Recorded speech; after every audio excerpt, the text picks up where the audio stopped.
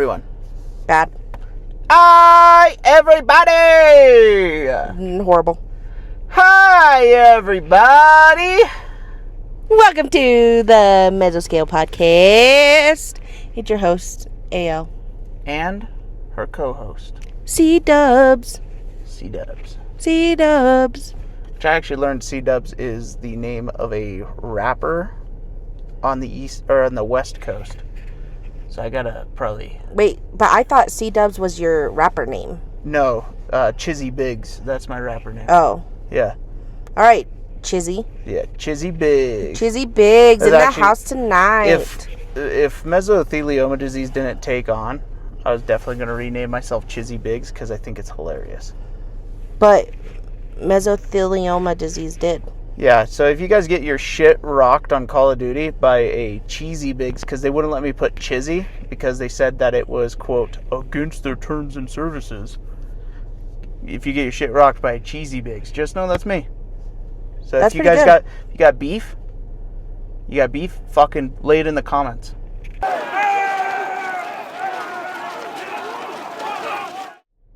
We're pretty fun on Call of Duty, though. Anyone want to join a game with us? Yeah, we were fun, and then we stopped playing. Well, because we moved. Well, we did move, but then also because there's some people out there who wouldn't let me shoot. I will say some people are so fucking cracked at that game. And it's insane. like I kind of get pissed. I'm like, can someone just let me shoot them? Yeah, we used to bully the shit out of people on Red Dead Redemption 2. Oh, that was fun. That was a good game. That was a good game. Also, I like taking care of the horses on the game. Yeah, it's fun. It was That's so a good cute. Game. I love that. If you guys haven't played that game, you guys definitely should. Also, if you have a partner, you should have both of you guys play that game. It is worth it. It is definitely Then worth there's it. like the best duo on there. Literally. It is so fun. It's so much fun. It is. Memories. Also, you guys should also try It Takes Two. That one's a good one too. Yeah. Or A Way Out. A Way Out's really fucking good. If your partner... No, don't spoil it. Don't spoil the ending, because that's exactly what you're about to do. Don't spoil the ending. Play A Way Out. Just know there's a very crucial decision that you have to make, and just be ready for it. You may or may not hate each other after. I'm still pissed off with you about that. I disagree. I am. I won the game. Anyways. Announcement. Are you tired of being tired? Have you been sick of all the same old shitty energy drinks? Well, do I have a treat for you. Right now on Dubby Energy, you can use code MESO10 for 10% off your next purchase. In this economy, we need all the help we can get. That is dubbyenergy.com.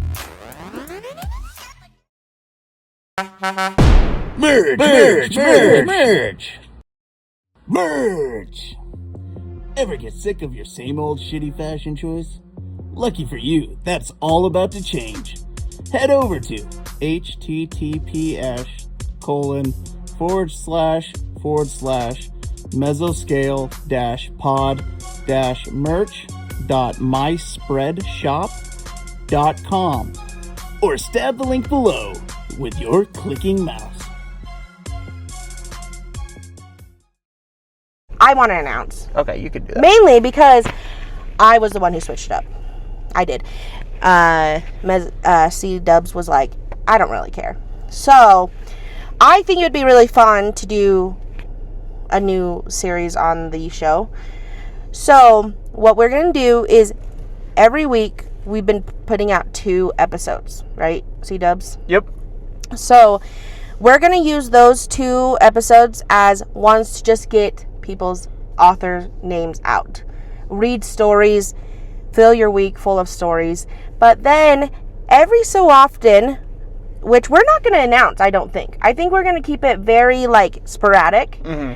But every so often, every Wednesday or Thursday, we're going to add a bonus episode. Bonus. Which I think will be so fun. They will be on the about hour and a half type of episode, where we are going to just have interviews with authors and read one of their favorite story and kind of keep it not separate from the original like show, but I just want I want the author episodes to be just a fun bonus episode. Yeah. Because I also know people would like more stories to be read, and we have so many amazing submissions that I just have been kind of piling up a bunch of stories. And so I feel like if we could do 2 episodes with a bunch of stories and then have these author interviews, because we don't do them all the time, but when we have author interviews, they're going to be bonus episodes. So just so everybody knows, I promise you, if we have recorded a interview with you, we will be posting them, but they will be more sporadic. So don't think that we haven't forgotten about you guys. And don't worry, if you guys want to do a interview, we would love to, and we will reach out, or you guys feel free to reach out on Reddit or email, and we will reach out to you guys to get that set up. But we want everybody to know we're going to kind of change how we put our episodes out. Also, just so we can get more reading stories. I was listening to, I think it was episode 7. Pretty sure it was episode 7. When I made the boner joke, that was edgy. That was edgy. I didn't like that. It sounded so stupid. I felt like an idiot. Well, you're fine. Yeah, I was listening to it. I was like, oh. Sounds stupid. I think you gotta move that up. No. You're really small versus me. Really small. Anyways, back to the rest of this story. Yep. Normally they keep their name private, so I was like, fair, besides Toxic Cargo. But they asked if anyone would like to. They are welcome to go check out their other 2 stories. One called Buckskin and one called A Run Through the Woods. Buckskin sounds sick. I know. They're really good at. I would have probably chose Buckskin. I'm just saying. No, I didn't know that until I already picked this. I know. I'll just give you shit. Anyways, but all their titles are really good. Yeah, I like their titles. Those sound super sick. So anyways, if you guys have the chance and like his story that we read today, or don't like the story but still want to support, go and check them out. Toxic Cargo on Reddit. Today, we'll be reading a story by Toxic Cargo. Toxic Cargo. I reached out to them actually a little bit ago, and I was like, yo, can we please read one of your stories? And then they were like, yeah. And I said, would you like anything shouted out? And they said, normally they keep their name private. So I was like, fair, besides Toxic Cargo. Toxic Cargo, we are excited to read your story. And C-Dubs has an amazing introduction to your story song. We've done that to every single one. We can't stop. Well, this is on the spot. It is. Every time it is. Wait, hold on. The ex's wedding. No, Wait. Just the name. You have to make a... Got you. I got you. Do you want me to rap or no? No, I got this. Okay. I got this. Let me solo. Okay. Solo. Oh, so I'm not allowed to be in it? Toxic Cargo. Toxic Cargo.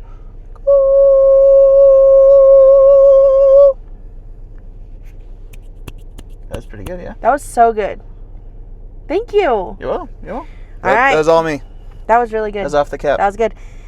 Hope you enjoyed that Toxic. This is My Ex's Wedding by Toxic Cargo. This is something new. The Casper Slide Part 2. Featuring the Platinum Band. And this time, we're gonna get funky. Funky. I finished the last of my drink, just as those familiar tones echoed over the loudspeakers in the corner, and laughing people began to move their way out to the dance floor. Did you really have to wait till right when I started reading? Yeah, my bad. I am thirsty. thirsty little guy. Okay, stop. I finished the last of my drink, just as those familiar tones echoed over the loudspeakers in the corner and laughing people began to move their way out to the dance floor. As I swallowed, I looked over to where the DJ, if you could call a teenager with a Spotify playlist a DJ, was stationed. I can feel the performative smile and the internal eye roll from here, but maybe that's just projecting. I'm too drunk for self-reflection. I hate the song. Why did I come here? I don't like weddings generally, especially not lately. At one end of the spectrum, there's some quick affair in the father-in-law's barn or some stuffy church, and then everybody retreats to a hotel conference room to eat dry chicken and listen to the same 12 songs they play at every wedding before everyone drunk stumbles home. Okay, hold on. We got to take a guess on what those 12 songs are. Ooh. I don't think I've ever been to a wedding since I was like 8 years old. You've been to our wedding. Oh, yeah. Guess I'm that forgetful. My bad. Thanks. Okay, well, we didn't play any music at our wedding. Our wedding was shit. No, we had a shotgun wedding. Shotgun wedding. No, we didn't. Yeah, isn't that what it's called? I don't think so. I don't know. Anyways, what's your 12 songs that you think? Okay, Goofy Goober, definitely. No. You're telling me you wouldn't want to listen. I'm a Goofy Goober. Wait, our 12 songs? Or their 12 songs? Their 12 songs. I don't think it was Goofy Goober. I'm pretty fucking sure it's Goofy Goober. I think it's like a lot of these classical songs. Oh yeah, like what? Colby Calais. What's her song that they do? All my exes live in Texas. That's not her. That's why I hang my hat in Tennessee. Are you going to continue going or can we keep reading? Well, we haven't guessed the 12 songs. You said 12 or 2. Okay, so All My Exes Live in Texas, Goofy Goober. Again, that's 2. Hold on. They definitely got to throw like Thriller or something in there? No. Viva La Vida. Okay. That's why are you singing all of them? That's Pompeii. They're definitely throwing Pompeii in there. Okay, if it's a millennial wedding, there's definitely Pompeii. And monsters. And you also have to remember a teenager's the Spotify playlist DJ. So you gotta channel in your teenager. You have no idea, do you? No. Get some Tay-Tay. Get some Travis Scott. Get some Tay-Tay Swift in there. Some Goosebumps. Ooh. Who else? I am not in the new music scene, and I feel really bad because I listen to indie music. Okay, so Taylor Swift. No. Travis Kelce. I like football. Look at me catch a ball. I am Travis Kelce. Yeah? No, that was horrible. I'm keeping it. You're not even I'm a DJ. You're not even a Chiefs fan. I know.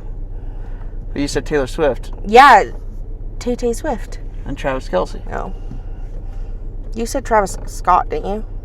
Yeah, yeah. Okay, who else? Some 21 Pilots. Damn straight. They're like, what's that one Weekend song?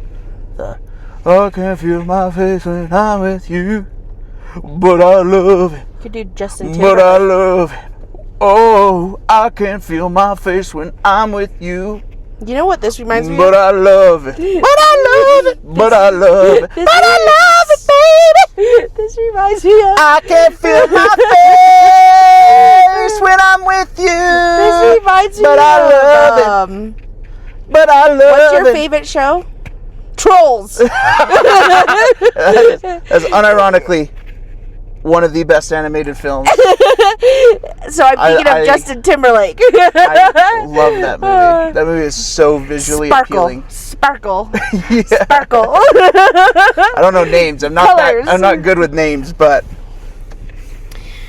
All right, can I get back to this now? Yeah. Okay, we're good. All right. I can feel my face when I'm with you. But I love it. Are you going to get copyrighted? Probably. Okay, then stop singing it.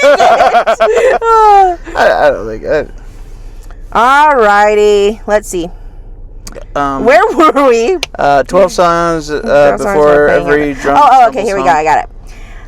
I'm just gonna go back. I don't like weddings generally, especially not lately. At one end of the spectrum, there's some quick affair in the father-in-law's barn, or some stuffy church, and then everyone retreats to a hotel conference room to eat dry chicken and listen to the same 12 songs they play at every wedding before everyone drunk stumbles home.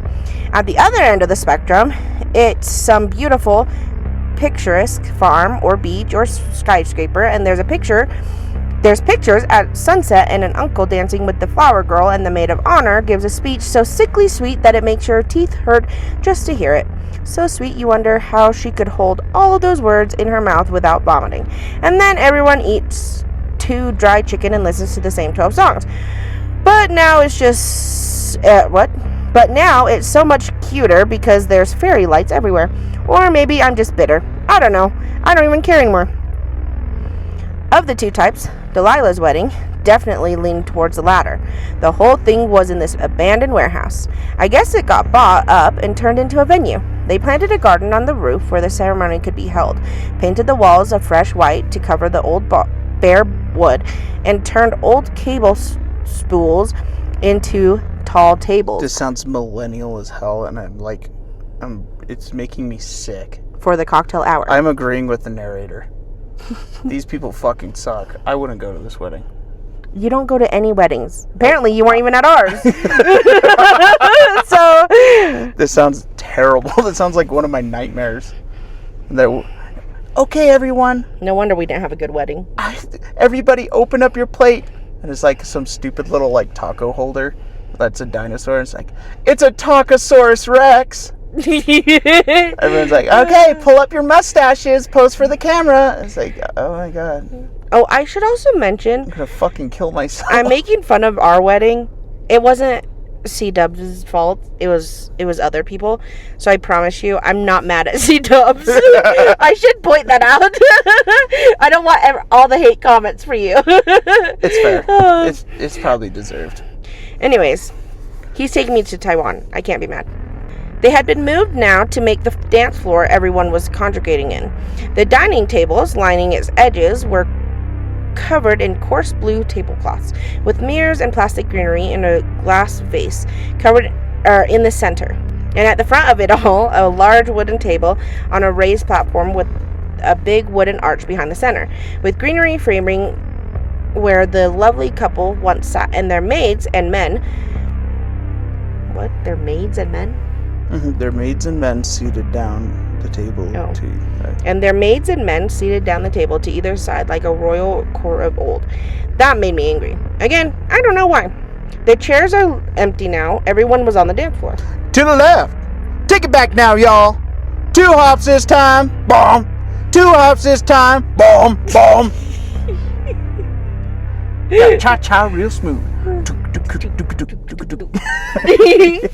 Thank you for putting the bum in there. When I got the invite, I thought it might be a mistake. And actually, hold on. The cha-cha slide at a wedding is villainy. These people. Wait, you never had the cha-cha slide? No, we've definitely had them at dances and shit. Yeah, at weddings too. At school dances. But the cha-cha slide in a wedding that you're kind of obligated to go to is evil. That's pure. Okay, I don't think it said that he's obligated. These people are worse than Hitler. Why? What's so wrong with the cha-cha slide? Cha-cha real smooth. You're supposed to be having fun at a wedding. These are the people. This is a reception. These are the people that go to church on Sunday, and then they come to a Subway and then scream at a cashier. I don't understand what's so wrong. Cha-cha real smooth. Alright, I got it. But wait, but you haven't answered my question. It's very, why is it so wrong? It's just very millennial coded. I have a hard time with it. You are such an old soul. No, it's that quirky, like, stupid fucking bullshit that you have to deal with every time you go to one of their weddings. Then they're like, Jello shots, everybody. And it's like, oh, we're gonna get crunk tonight.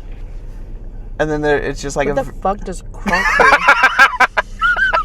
Do I know what crunk means? Someone put the definition of crunk in the comments. She's gonna have to wait this one out. Okay. Okay, go ahead. Cha-cha and be quiet. Okay, cha-cha real quiet. Why am I laughing at you? Thought that one was funny. That might go on a t-shirt. Cha-cha real quiet. I'll make that t-shirt. Okay, go ahead. When I got the invite, I thought it might be a mistake. I hadn't heard from Delilah. Do you like the name Delilah? Hey there, Delilah, like in New York City, I'm 1,000 miles away, but good tonight you look so pretty, yes you do. 2 times where can shine as bright as you, I swear it's true. Oh, it's what you do to me, oh, it's what you do to me. It's what you do. 1,000 miles seems pretty far, but they got planes and trains and cars, and I'd walk to you if I had no other way. This is the one episode we will get copyrighted on. Yeah, we're really casting a wide net. We really added to it. Okay, go ahead. Oh, I haven't heard from Delilah since the breakup. 2 years of radio silence, and why not? We only dated about 6 months. We both said shit we weren't proud of. I, for one... That's a weird sentence to say. What? They both told each other, shit, we're not proud of. It's a joke. It's a joke. That was a horrible joke. I thought it was. I hope nobody laughed at that. Well, I laughed, so I thought it was pretty clever. So I'll go fuck myself. So it's cool. And we'll put that one on a t-shirt for you. I'm the funniest guy I know. I, for one, don't even remember what we were fighting about the last night I saw her. All I remember is what happened after. Her apartment was on the 4th floor, and all 4 floors had no smoking signs on the balcony. No elevator either. So I had to drag my fat ass down 4 flights of stairs just to get a smoke and cool off. Just don't smoke then. I was huffing and wheezing by the time my feet touched pavement. See, this is why he shouldn't be smoking, because his lungs aren't good anymore. Oh my god. Oh my god. But I was still fuming by the time I took out my lighter. Oh my god. Fucking hate stairs. This guy sucks too. I know, that's what I'm saying. So far not rooting for anybody. It wasn't the first time this had happened. Wouldn't be the last time either. We just kept on doing this. Every week it was some new shit. Why haven't I fixed the cracks in the drywall yet? I thought you said you were a shoo-in for that promotion. Why'd they pass you up? Well, if you know I don't like your mom, why is she visiting us this weekend? On and on. I tried to stay calm, hold my temper, but she'd just keep needling and presenting it as a question all the time, like it's an interrogation or some shit, as though I was the one who needed to explain myself. Either I'd keep a lid on it, or it would simmer until she did the same shit the next day, or I'd blow up and wind up down here next to my car trying to smoke my troubles away. Only 2 cigarettes in and I started to calm down. I mean, it's not like she was the only one to blame for our troubles. I know I can be mean as a snake when I had a mind for it, and I know her friends all hated me. I'm not exactly the cuddliest. I'm not exactly the cuddliest teddy bear in the lot. Eventually, I got to thinking, maybe I should go up there and apologize. Say she's right, make my promises, accept her own half-hearted half apology, then go back to some okay makeup sex. I threw my Marlboro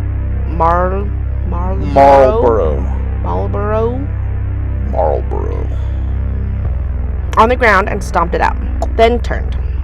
I saw the stairs waiting for me, 4 flights of them, coming back up.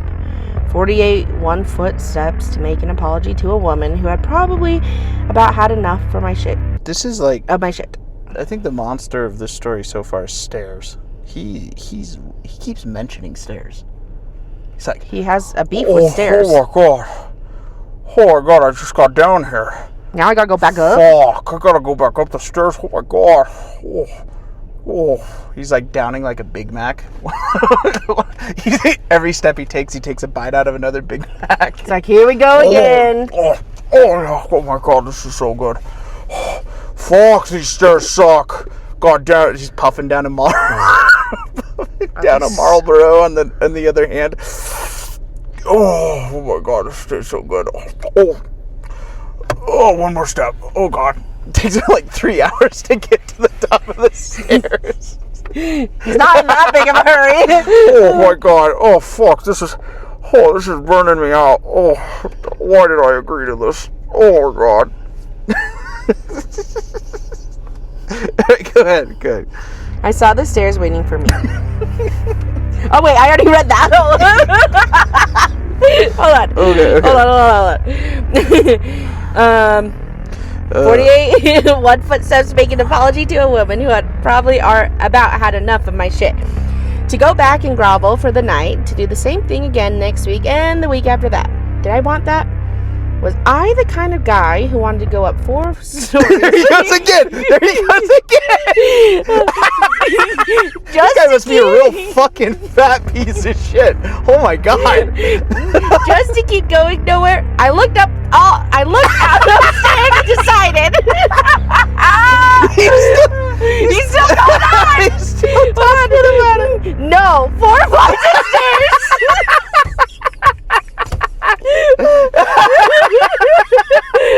Oh my God! Oh fuck! Oh, I just down 14 Big Macs. Fuck! How am I supposed to do this? Oh, side stitch. Oh, side stitch. It's like, yeah, dude. You had 20,000 calories.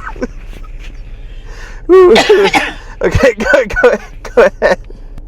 No, 4 flights of stairs is too much work for some mediocre pussy and a rolling argument. I love this guy. I turned around again, got in my truck, and went home. I broke up with her over text the next day. Yeah, we arranged to get our things from the other's apartment when they weren't there, and that was it. That was the last time I saw or spoke to Delilah. Oh my God, that's so good. Thank you for letting me get through that.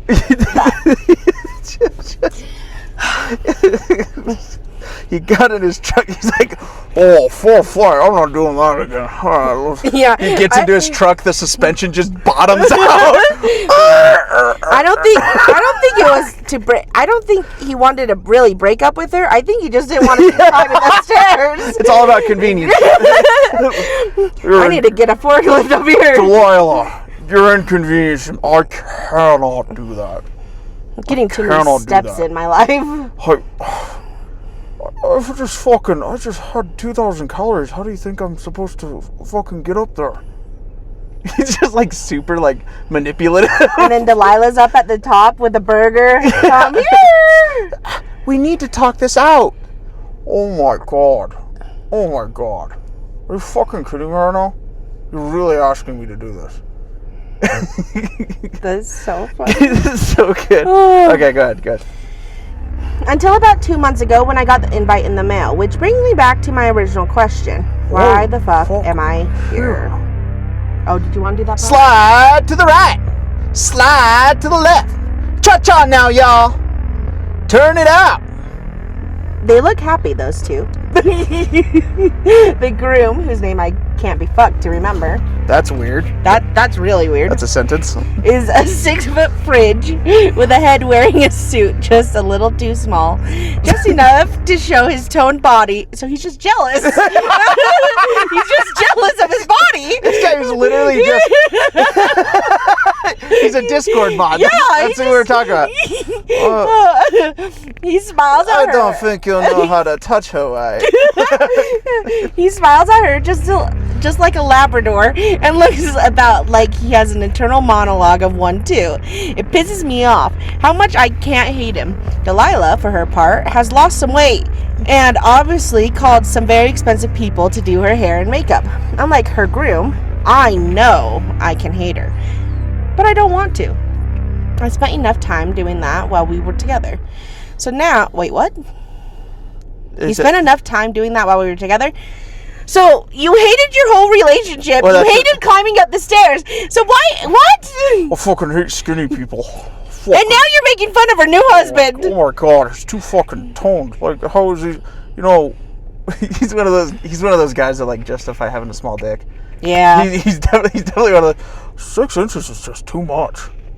It's gonna hurt her. Yeah. It's just... it's gonna hurt her. Stop. I think 3 inches is like peak. 3 inches, I think, is 3 inches enough. max. Yeah, 3 inches. Ain't much bigger than 3 inches. It's gonna hurt her. Women can only handle so much. He's validating himself. Yeah, it's not even that jacked. The dude looks like The Rock. It's not even that jacked. I'm pretty sure I could win in a fight. The fact that he said a 6-foot fridge. Yeah, he is beyond jealous at this guy. Okay, go ahead. I know I can't hate her, but I know I can hate her, but I don't want to. I spent enough time doing that while we were together. So now I'm just sitting here, watching them move as one to the instructions over the speaker, whispering and laughing and dancing in the twinkle of a beautiful night. I shake my head and drain the rest of my glass. God, I want to throw up. Maybe it was spite. I'm pretty damn sure she only spent me... Sprite. Stop! I'm pretty damn sure she only sent me the invite to rub how happy she was in my face. She never wanted me to actually come. She just wanted me to know she was getting married. Maybe the reason I came was to call her bluff, to show her that I didn't care. And then they didn't seem to care either. They didn't even say hello when they were making their rounds after dinner. They just sat me in the back with the second cousins and other black sheep. Never even looked my way.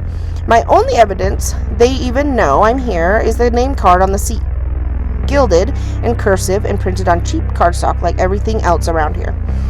I thought about going up and talking to her. I figured, shit, if they're just going to ignore me, I'll just have to make myself damn near unignorable. I thought about making a scene too. Dog, just looking at you, like you're unignorable. Homeboy takes up like 3 seats. That's why he's in the back. That's why he's in the back. They did it because they wanted people. They're like, this guy's gonna obscure like the vision. Are you sure he's gonna be okay with it? Yeah, he'll be alright. No, it's not. It's like the fact of like, he's not in the back because he's a black sheep. He's in the back because that's where he could fit. It's where the tables are too small. Mind you, I know I'm saying this. I'm fat. No, so you're not. Stop. I'm just really making fun of myself. Good. I thought about making a scene too. Getting sloppy drunk and hitting a bridesmaid. Oh, what? Not hitting. Oh my god. Hold on. Fuck you! Who the hell are you? Oh my god, he just punched me in the face! Okay, getting sloppy drunk and hitting on a bridesmaid. Maybe getting offended over some minor shit and decking the father-in-law. Okay, well. I gotta draw this guy. Mind you, this guy, that could have been his father-in-law. This is great. This is so funny. But I didn't. Like I said, whether it's just being tired of it all or something else, I just can't bring myself to hate them that much. So now I'm just sitting here, milking the free bar for all it's worth before I find our way home. This was a bad idea. I never should have come out. I should have just... Another double of Woodford, sir. Comes a new voice from behind the bar, cutting off my train of thought. It's gruff and deep, and not at all the voice of the 30-something woman who's been tending bar all night. Now it's time to get funky! To the right now! Still listening to it? To the left! Take it back now, y'all. They haven't changed the song! They have it on repeat? Yeah! This song is so good, guys! This song is so good! Let's do it again! Oh, everybody at the wedding's like, Jesus fucking Christ, can we just stop? Can we just stop? Here we go! I'm starting to agree with Lardass over here. Whoa. I don't like this fucking song. Fucking makes me move. We gotta lock in. We gotta lock in. Yeah. Oh my god. I turned and the bartender had been replaced. The woman who's been giving me whiskey and threatening to cut me off has been replaced by a man who looks to be in his 60s, much older than all the other people working the venue. He's tall and skinny. He's tall and skinny as a whip, but his arms seem to have a wiry strength. I have trouble describing. His face is what takes most of my initial attention, though. It's puffy and leathery to the point where it looks like an old catcher's mitt that someone gashed up with a box cutter until it looks approximately human. His hand, running through the shock of white hair, remained on his head. He looked at me expectantly. Oh, yeah, sure. I slid my glass back towards him. What happened to the other bartender? She took a break. I'm covering for a little while. He's supposed to sound Rocks? 60. Okay. She took a break. I'm covering for a little while. Rocks? His voice came back, and I thought I heard a very slight accent. Oh my god! I can't quite distinguish where from. Oh, okay. English accents. No. Neat. He nods and he turns to grab the bottle. I get a better look at the rest of him. His clothes are old and stained, but orderly and well presented. And well presented. A burgundy vest covered a tired white dress shirt with the sleeves rolled up. There's something in the back of my brain, a little voice muted by the alcohol saying something's wrong. He moves smoothly, like an assembly line working on the job, constructing my drink more than pouring it. He's certainly acting like he knows every nook of the bar, like he's worked it before, like he belongs. Still, shit, what the hell do I care?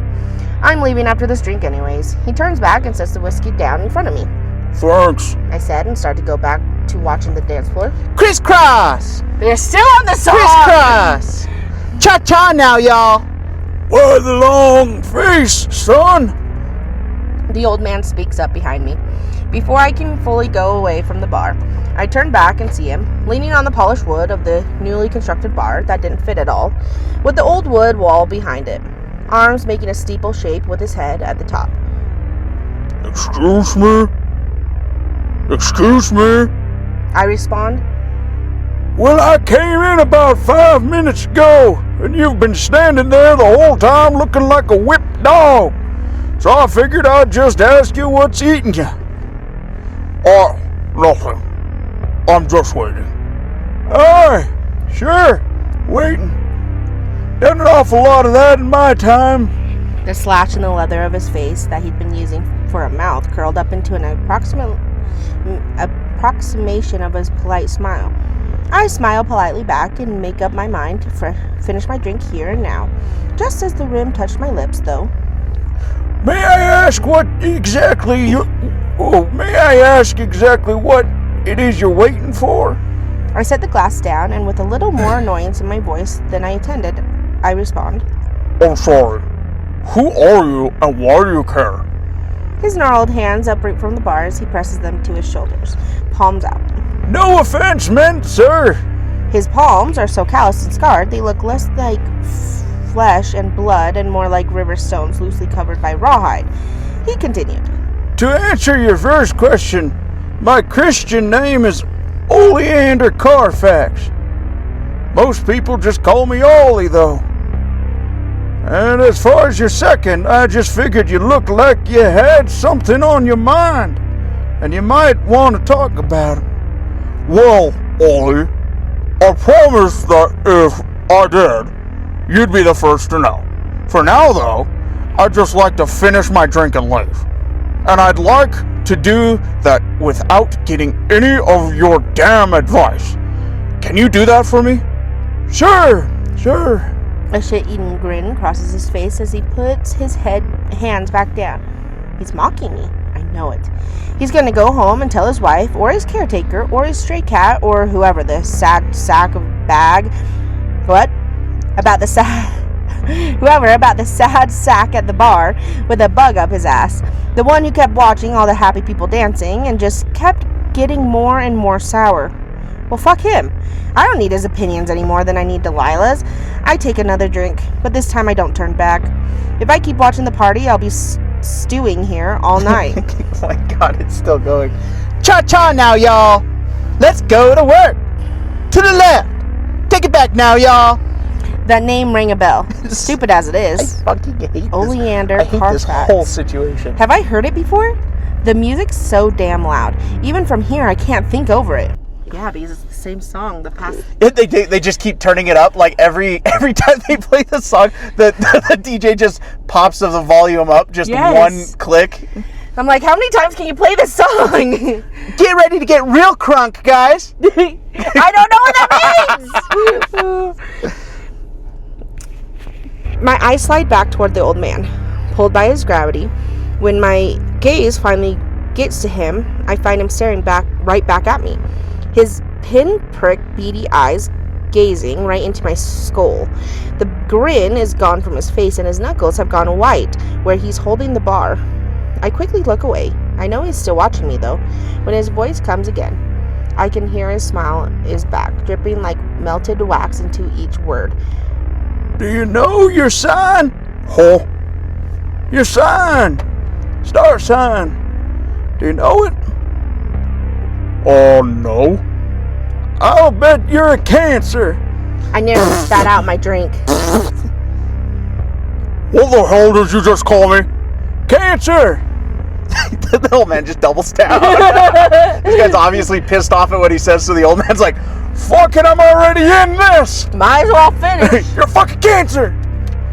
It's one of the astrological signs. Means you were born between June and July. Symbol is a crab, as in the kind that can't ever escape buckets. He speaks as matter-of-factly, as if he were describing the weather. But those beady little eyes kept boring into me.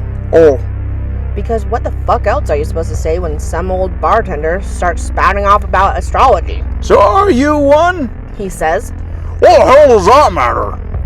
Go. Oh wait, this is you. God, I can't believe I'm stuck talking to this new age nut here. I swear, if he starts getting out crystals, I'm throwing my drink in his face. The old man started to lean forward. It matters quite a bit, son. You can discern an awful lot about a person from their star sign. Take me, for example. I'm a Taurus, symbolized by a bull. Tauruses are naturally aggressive, assertive, and I was when I was your age. I fought and fought for everything I wanted, and then took more. My old man had to kick me out of the house. I spent so long fighting him. But I found my own way, and here I am now. And there you are, sitting at the end of the bar, trying not to look at me. Almost as much as you're trying not to look at that pretty girl in white over there dancing. I have to fight to stop myself from craning my head back around to the dance floor. He continues. If you were a Taurus like me, you'd walk right over there, grab her away from her husband, win her back here and now. But you aren't going to do that, so I'm guessing you're a Cancer. He spits the last word out like a slur or an accusation. At that, I stand up straight. I can feel the heat in my face has hit my temples, and I slam my glass on the counter. Louder than I expected, but I don't care. Ollie doesn't flinch. A decent amount of brown liquor sloshes over the edge and onto the bar Ollie had just finished cleaning. Good. Fuck this bar. Fuck this wedding, and fuck this old-ass, inbred, rat-looking, bat-leather-faced bugman. If I make a scene now, at least I can ruin the after-party too. I open my mouth to start telling him off to start the nuclear chain reaction that'll for sure get me kicked out of the wedding. But then I see something that makes me falter. It's something small, trivial even. I see one of the caterers, past Ollie, cleaning up near the door. Most notably, I see his uniform. All black pants and shirt, long sleeves, and a red tie. I remember all the workers for the venue all in black and a red tie. In particular, I remember the bartender who served me before Ollie showed his face. A kind woman in her 30s wearing exactly the same thing. And I look back at Ollie in his white, frumpy, button-up, and threadbare maroon vest. All my anger, everything I was about to say, gets stopped at the back of my throat. He's still smiling. But it's not the same shit-eating service smile he had before. It's sharper, meaner, and it doesn't reach his eyes. Reverse! Reverse! Oh my god! Reverse! Reverse! Cha-cha now, y'all! Turn it out! You won't work for the venue, do you? I asked. Can't say I do, son. He replied. Were you invited? His eyes broke contact with mine, looking toward the ceiling as though in thought or prayer about how to respond. His hand started moving, as though automatic again, removing a crumpled box of cigarettes from his pocket. I could feel my temper cool into a strange unease. A worker called me cancer is one thing, a complete stranger is another. I looked back at his arms and I could see the scars among the wrinkles, white as cotton on his leathery skin. He removed a cigarette and placed it in his mouth, and finally responded. When his hands aimlessly searched for a lighter, In a fashion. That's no answer. I thought you didn't care. I thought you were gonna go ahead and finish your drink and get out of here. his eyes broker no argument. He's right. Why the hell did I care? I should just finish my drink and get the hell out of here. I glare at Ollie. Before touching the glass to my lips, I take a long pull. There's more in here than I remember. I must have been drinking slower than I thought. I open my throat and the high proof burns all the way down. I take a big gulp, and another, and another. I try to shoot the whole thing down my gullet. Try until the sting of alcohol forces my mouth open. I put the drink down to come up for air. When I put the glass down, it's still nearly full. As my eyes widen, I smell burning tobacco and look back at Ollie to see his cigarette lit. Did I hear a lighter click? He takes the cigarette from his mouth and blows the smoke out from his nose. He looked for all the world like a cartoon bull. That sharp, mean smile still curled his lips, and his eyes still bore into me hard as flint. In any case, He said, I'm here on business, which is certainly more than you can say, Jonah. Freeze! Everybody clap your hands! The hall is drowned in the sharp sounds of clapping. He knows my name? How in the hell? I'm at How in the hell does he know my name? Did I tell him? Did he?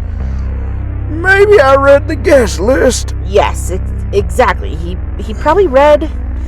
I feel the thought stop there as I realize he'd been the one who suggested it. I want to run, to fight, to do something, anything, but my legs refuse to move. I'm kept in place by the tight stare of the man across the bar. I start, but can't finish. Oh, come on now, Jonah. I know you're stupid, but you're not deaf. I already told you my Christian name.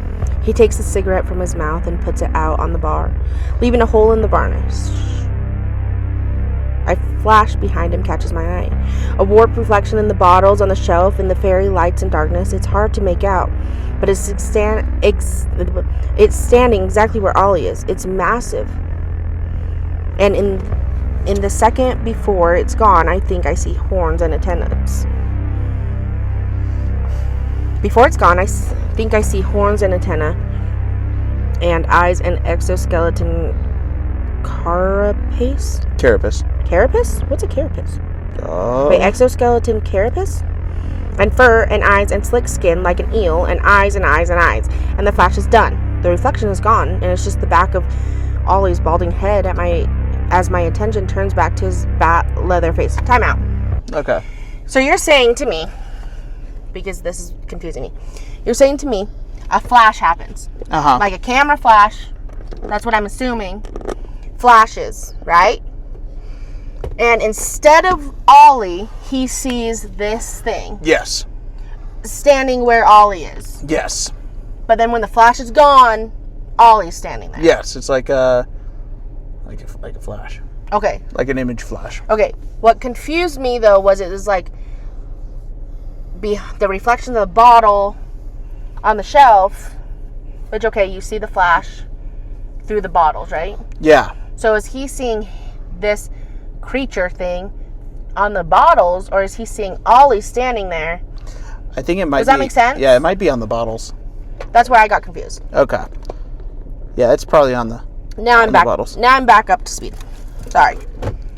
Do you really want me to go through all my other names as well? Or... I don't know where the sentence is going. I just know that if I'm still talking, I'm still alive. I still can't move. My hands placed firmly on the bar are the only thing stopping me from collapsing. In desperation, I spit out the first sentence that comes to mind. What are you doing there? Then, for the first time since I seen him, Ollie gave me a genuine smile. I'm glad you asked. He motioned back to the dance floor, and my eyes instinctually followed. How long can you go? Can you go down low? All the way to the floor? How low can you go? The scene looks very familiar to what it was when I last cast my eyes upon it. How is he not like, this song is going on forever? Or is this like whole situation happening within like 5 minutes? Like, yeah, you could be drunk and it definitely drags out time a little bit. I mean, I know it does for me. But like for it being this long. But like, no, for this amount of story, I'm like, how is he not realizing that this song is going on? And he's only hearing like literally the next part of the song after every conversation he has with this guy. Cha-cha real smooth. And then he's talking. Take it back now, y'all. He's talking. Cha-cha real slow. He's talking. I was like, okay, I'm not that dumb. To me, it's just crazy. I don't know. I just think it's funny. I agree. Anyways, the scene looks very familiar to what it was when I last cast my eyes upon it. Everyone at the wedding is out on the dance floor, young children laughing and running around, other adults chasing them, and in the middle of a block of people dancing, following the steps as they were sung out over the speakers around them. Right now, they are crouched on the ground, getting low, as the song commanded, and at their head was Delilah and her Labrador groom. It's only when my eyes scan over Delilah that I start to see things wrong. I can see dark streaks running down her face. She's still smiling, but it looks more like someone pinned the corners of her mouth back than actual mirth. The thing called Ollie starts speaking behind me. After you two parted ways, she decided that she was done with the dating scene. Been hurt too many times. Those were her words when she called me up. She's looking at me. Her eyes seem to be pleading. Sure, the summoning was old school, but I'm a fan of the classics. And how could I turn down a woman in need? So I listened, and we came to an accord. She opens her mouth, but if any sound comes out of it, it can't be heard over the sound of music. My stomach dropped as I realized she's trying to scream. I would give her what she asked for. Her Labrador husband leans close to her, then laughs like she just made the best joke he's ever heard. For a price to be named later. Well, collection day has come. I look around the crowded wedding, but nobody seems to notice anything wrong. Everyone's laughing and drinking and talking and dancing. Nobody else sees what I see. As the song demands, they bring it to the top. Like you never ever stop. Can you bring it to the top? One hop. Delilah jumps. I finally break from her face and see the rest of her body. Her hands are mangled beyond recognition. And I see places in her arms that are crooked where they are not meant to be. As she lands, she hits the ground far harder than should be possible. I see her left thigh bend inward above the knee before quickly straightening out. She gives out another silent wail, stumbling slightly forward before something jerks her back straight. She keeps moving. How is she still moving? I can see the tears streaming down her face, but her muscles, like her smile, seemed fixed to what they're doing. It dawns on me that she could no more stop of her own accord than an executioner could stop his blade mid-swing. Did you know, says Ollie behind me, that a human body has over 206 bones? Now, some of them are in very hard to reach places, like the base of your skull. But did you also know that over half of them are in the hands and the feet? Right foot now! All I could say is that while it can take hours to break every bone, and the body can break nearly 80% of them all under just under 5 minutes. Left foot now, y'all. 5 minutes, the length of a song. And I can make a song last a mighty long time. Charlie Brown! I feel my legs finally gain purchase underneath me and go to take a step forward towards her. But before my foot falls, I feel a cold vice grip my shoulder. It's one of Arlie's gnarled hands. Oh, what's this? Finally find your balls. With hardly any effort at all, he spins me around to face him. His face is inches away from mine. I can see my reflection in his eyes and smell the rot in his teeth and tobacco in his breath. He is no longer smiling. That girl is my property, son. At the end of the night, she and her new husband will be in a truck wrapping around a tree. Tragic victims of drunk driving. Eyes toward heaven, souls bound elsewhere, but not before I've taken my prize. Unless you'd like something similar, I suggest you cool off. I felt his thumb dig into my shoulder, and a patch of warmth spread from it. I looked and saw I was bleeding. I finally nodded, and Ollie let go. His salesman smiled, turned, and he sat back on his heels as I slumped against the bar. We stood there silently for a while, looking at each other while the music played now that I knew to listen for it. I could hear the crack of bones with each command given.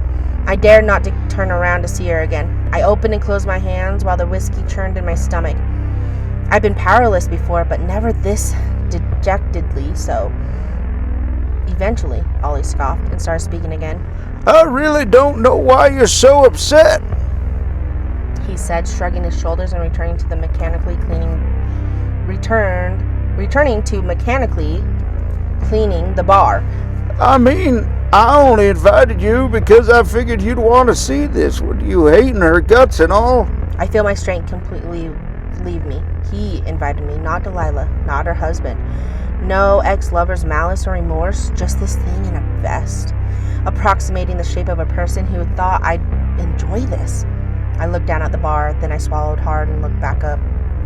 What if someone else paid for her? Ollie stopped his cleaning. He gave me a curious look and leaned towards him. Come again? I take a second to steady myself before starting again. You seem like the type to make deals. Hey, whoa. Oh, sorry. You seem like the type to make deals. You said this herself. All of this was the price she was paying for your deal with her. I opened and closed my hands, not looking at Ollie. And you're saying you want to take up her debt? I close my eyes and still myself. It's easier than you think to jump off a cliff. Just 3, 2, 1. Yes. The word hangs in the air for a second. The whole world seemed to go quiet. Then the silence is broken by Ollie's uproarious laughter. I look up to find him, doubling over behind the bar, laughing so hard I think I see a tear fall from his cheek. He points and has to take a break to keep laughing. You want to trade your soul for hers? I take a step back in confusion. He has to catch himself on the bar to stop himself from falling to the floor. What's so funny? I say. You are! Replies Ollie, finally collecting himself. He continues. Son, have you ever heard the phrase, buy the cow if you can get the milk for free? I go slack-jawed. What? Recompose now, he says. Jonah, your soul's already mine. You gave it to me a long time ago. I start to get angry. That's a lie. I've never seen anything like you in my life. Ollie chuckled again. It's because you never had to, son. Delilah, that poor girl over there, had to be driven to me. Summoned me up out of the dirt of an old dirt crossroads. She did. I corrupted her. You? He said, motioning toward my whole person. You did that yourself. Made every decision you've made, every opportunity to be happy you turned down, every chance to be a better person you refused, every wrong path you ever walked down and ever turned back. It all led to me. He motioned to himself now. It didn't even take a trap or temptation. Just gravity. All I had to do was stand at the bottom of every low road, and you would find me every single time. And now? Shit. You're my number one guy. No, that's not true. I'm staring. Why the hell am I staring? This guy is fucking torturing someone in front of me and I'm stammering. I can feel my anger rising again. Or is it fear? It's all the same, isn't it? Come on, Jonah, get it together. I know I've made mistakes, but what? Ollie interrupts. He clasps his hands together in some cartoonish impersonation of innocence. But somewhere deep inside you, there's a good person? He drops the act, grabs my shoulder, and pulled me close before continuing to speak. There is no deeper to you. You are a pest, a weed in God's garden. You came to a wedding specifically to see if you could ruin it for the bride, a woman who you had known for 6 months 2 years ago. What kind of good person fucking does that? And what for? So you can make her as miserable as you are? So you could take one happy day from her? Shit, you don't even know why, do you? Never got that far in your reasoning? Well, I'll tell you why. He had pulled me closer and closer. I could suddenly see an intensity in his beady rat's eyes, a madness or a foaming mouth fanaticism. This story is good, but I hate that I can't pronounce half these words. Fanaticism. Fanaticism that drained all effort to fight out of me. He spoke low now, almost too low to hear. I said you were a cancer earlier, and I meant it, in more ways than one. Son, you are a disease to everyone you meet. You hate that your life is going nowhere, refuse to do anything to change it, and then hate when other people find any form of success without you. It's not enough that you fail. Everyone else must go down with you. You're my bottom bitch, the whore I use to keep all the rest in line and drag new whores in. You're a crab in the bottom of my bucket, fighting and clawing and maiming everything that tries to escape, because even if you're dying, the thought that someone else is better than you is worse. With his right hand, he reached up and patted my cheek. It feels like being caressed by stinging nettle. Finally, I let myself boil over. I plant my feet and with my left hand throw the hardest punch I can. While I stretch my shoulder free from his grip, I felt my shoulder pop from its socket before yanking myself free. I didn't even feel it if my punch connected. I'm already turning and running to Delilah. She's still moving, withering. I can see the broken bone rolling below her skin, and her eyes closed and mouth open in a permanent silent wail of agony. But all the while, her body mimicking the illusion of normality, dragging her foot along the ground as the speaker's demand. She slide to the right, slide to the left. Take it back now, y'all. Before I can even get close, I open my eyes and I'm on the floor. I didn't even feel the impact. All I can feel is the stickiness of fresh blood on the back of my head. Before I can even react, I feel the sharp toe of a boot hoof impact my side like a sledgehammer. I immediately double over my side and finally throw up for all the times I wanted to. The blood from the back of my head mixes with the bile on the floor and makes for a putrid acrid? Is that how you say that? Mm-hmm. Iron smell that I feel in the back of my throat as I wither on the ground. I feel a hand grab me and turn me over my back. It's Ollie. Of course. He delivers one more stomp to my chest before leaning in close. Come on now, son. Look at the mess you've made. He kicks me again, this time in the shoulder where he stabbed his thumb into me. You aren't going to give up your life for this girl. Yes, I am. I can stop all of this. I can... I think that's you. No, it's not. I think this is his thoughts. Oh. Yeah. Another stomp to my chest cuts my thoughts off. You certainly weren't willing to change your life for her. That was then. This is now. A blow to my groin brings me to wheezing. You weren't even willing to climb some stairs for her. I... Now go. before you're not able to. A final kick to the head, and everything flashed white. Then, all went dark. When I finally come to, I'm on the highway outside the city, heading west towards home. I see the towers of a downtown rising out of the concrete mess on my right, only distinguishable against the black of night by the innumerable windows, like holes in the termite colony, still shining their lights. The clock in my car says 12:02, and I feel every inch of pain in my body. I need a break. I pull over the shoulder and throw on my hazards. I need to think. As my mind clears, I remember where I am. I remember the way back to the warehouse from here. I remember Delilah and the way her mascara ran down her face in her open, smiling mouth. I can see the way her eyes pleaded with me to make it end. I remember the look on Oleander Carfax's face, the hardness in his beady eyes, the sharpness of his razor blade smile. Go before you're not able to. I put the car back in drive and keep going west. I drive and drive away from the city. Right foot, let's stop. My right foot stays on the gas. I miss the turn off into my neighborhood. I kept going west. I don't know where to. I don't know where I'll stop. All I know is I have to keep moving, keep rolling, keep turning, keep running. Left foot, let's stop. The sun's coming out now. I can change. I can be someone different. I know I can. I do not belong to that monster. The cycle can break. The turning can end, but soon, not now. Now I need to keep going. Get as far away as I can, and even if all of my moving doesn't take me anywhere, even if I wind up back where I was, I still have to keep going, for even the chance that my next step might be the one that breaks me free. Cha-cha now, y'all. I have to keep going. I have to break the cycle. It has to turn a little bit more. Then I can break it for Delilah, for myself. Finally, out of exhaustion, I stop in the parking lot. A little roadside bar. Just some rest. Then I'll keep going. Maybe I'll step in to grab some food, listen to some music.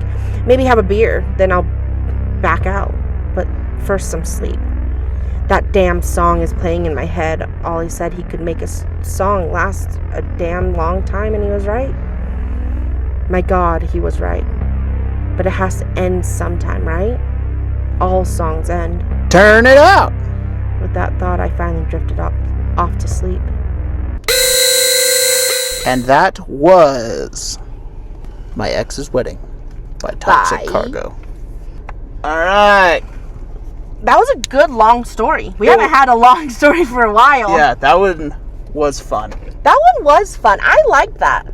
I will say some of the character building and stuff, it was interesting. Now, this is me. I don't know why, but this story, I had a very hard time reading it. Mm-hmm. Not because it wasn't a great concept, but like the way the grammar and everything was actually very hard for me to read. Now, for me, I think there were sentences, the best way to explain it was, there's added fluff where I don't think fluff needed to be. Flowery. Yeah. Does that make sense? Mm-hmm. Because I think it was like, okay, I understood the point, but then he reiterated it like 4 times. Yeah, I think there's a lot of reiterating. I think what kind of blows for me is I thought that the song, because I guess it kind of had something to do with the story, but it felt like it was just plugged for a gore scene. You know what I mean? It didn't feel earned. Mm-hmm. Whereas I feel like if they were to add, like, he does like right foot left stomp and he slams on his gas pedal and plows right into a tree, turns out he's the sacrifice or whatever. Like in the ending? Yeah, I feel like that would have sent it for me. Mm-hmm. I feel like that would have... That's where I thought it was going? Yeah, that would have pushed us into a 5. That's where I thought it was going, but it didn't go that way. And there was parts of the story where it felt... where the pace felt halted a little bit. Mm-hmm. And I had a hard time with getting through those because it felt very mundane. Very... To me, it felt repetitive. Yes. Not in a super bad way. It just, again, it kind of goes back to the fluff of where you already said the point. Why are we adding another time? I think the stylistic point is nice for the repetitive, like the repetitive lyrics and stuff. I think what... Oh, I don't think it was the lyrics that bugged me. Really? It was more... Here, look, let me... I think what bothered me about the lyrics is just felt like they could have gone further. You know what I mean? That would have been sick. Yeah. I don't think it was bad. I really don't. No, this is really well written. The concept and the writing, great. I understood the concept at all and everything. For me, I think what was hard was there's no transition words into this story. And it wasn't every time. I want that to be mentioned too. It was just, there's a few times where I just felt like I was stumbling upon like certain words where it was like, this happened, this happened, this happened, versus like, this happened and this happened to cause this to happen. Yeah. There's not really... Does that make sense? Like the flow of it. I guess that's what I think that's a good way to put it, is like we're missing cause and effect. Yeah. Right? So we have the cause, which is, okay, we have the demon, he's here, and then we have the effect with the bride and the groom. They're dancing and breaking their bones until they all die. But I'm missing the effect with the main character. Yeah. So he drives away, driving super fast to escape from this demon. And he just goes to sleep. Yeah, that's what I was like. I felt the ending didn't land as hard as it probably could have, like if he were to wrap himself around a tree. Yeah. You know, like that would be insane. That would have fucking... I really did think... Full sent it for me. I was thinking, I was like, okay, right foot stomp, he just hits that gas and he just goes and hits something. Yeah, exactly. Like, I see that point. And overall, though, I do think it was a good concept. Oh, I think it's a great concept. I think, you know what else that I really enjoyed about it? Was the little detail about how he noticed that Ollie wasn't wearing the same uniform that everybody else was. I loved those little details he added into that, because to me it added something. I think the narrative design was insanely well done. I think he did really good on adding those little things in there. Honestly, a little bit, like, I think my pointer would probably be ease off on the self-deprecation in the beginning, because it made me really dislike the main character. Yes, yeah. And so I got to a point where I just didn't care what happened to the guy. So, because, like, even his heroic action at the end, it was like, I guess, but really now it just feels like... Yeah, it's like, okay, so he's a piece of shit that's trying to be... And the fact that he mentioned that it's been 2 years since this happened, I was just like... I mean, no, because I understand the style point behind that. No, but, like, what I'm saying, though, is, like, when you were, like...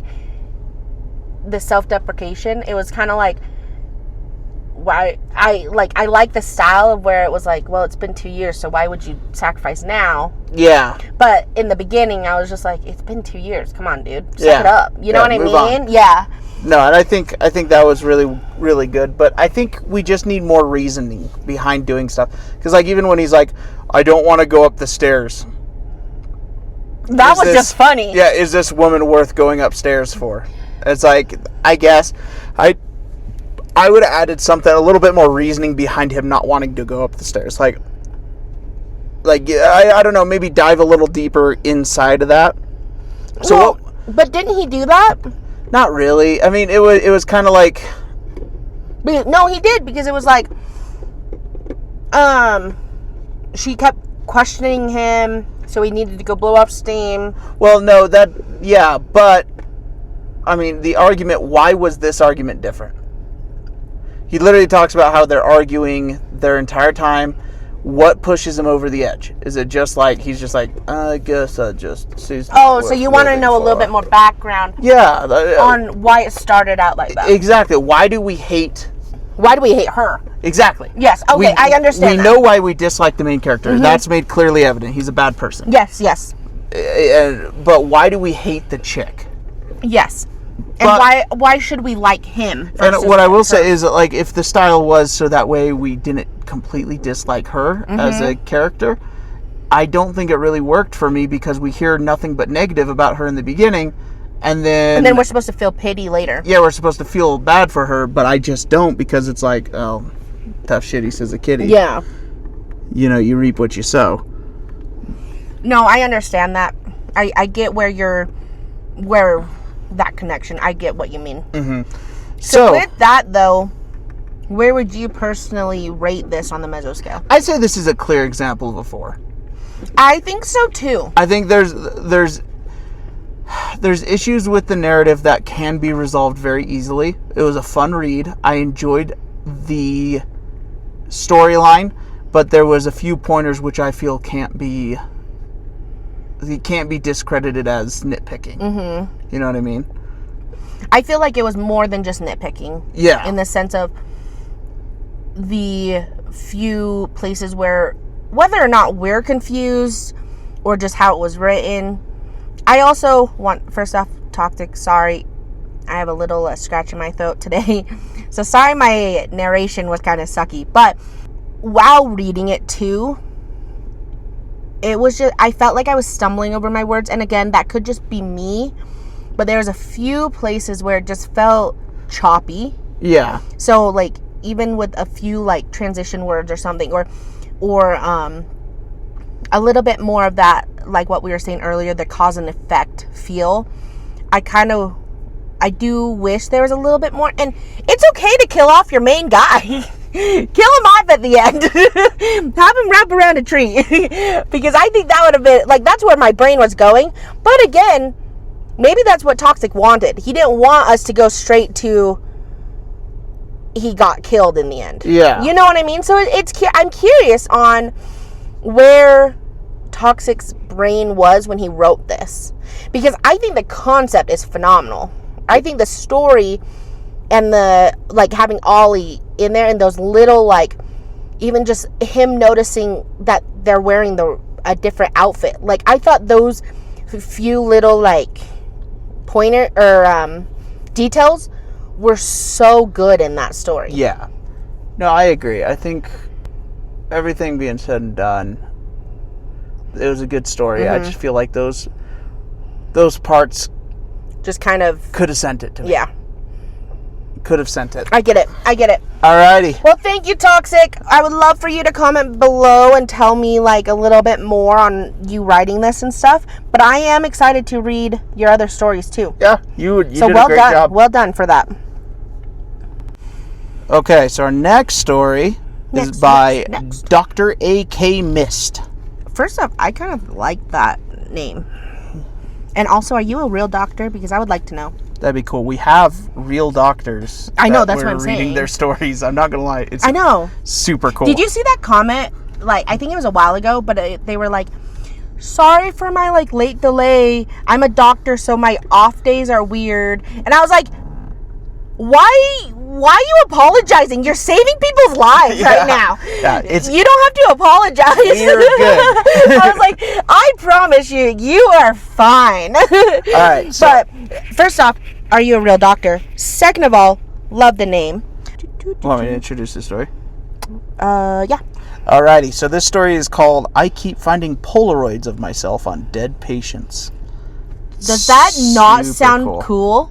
It sounds super cool. I thought that was really cool. Alrighty. Well, Dr. A.K. Mist, I reached out to him or them, and I found out with Dr. Mist that he has an index on his Reddit page, which I will add that link in. That has their other stories, which I thought were really cool. So there's ones called involving Rafik and the Aldermore universe. And then Dr. Mula has a cameo in 2 upcoming stories. So I don't know. I'm just kind of reading off what they said to me. So I'm so sorry if those aren't, like, the exact titles. The stories also provide more insight on the cases in the hospital in the Polaroid story. So this sounds like it's not the pilot episode. Yeah, I was like, I don't think it's necessarily like a series. Correct me if I'm wrong, but I think they all kind of play into each other. Okay. So I thought that was really cool. Okay. So, and I was actually looking at some of the other stories, and some of them look so good. So I am excited for this story because this one I did not reread or pre-read. But I'm also really excited to see if maybe we want to do kind of a bigger episode with just his stuff because I thought it was really cool. Okay. But if you guys are interested, shake it like a Polaroid. You should go check out his Reddit page, and then also we will link that. So shake it like a Polaroid picture. I keep finding Polaroids of myself on dead patients by Dr. A.K. Mist. Dr.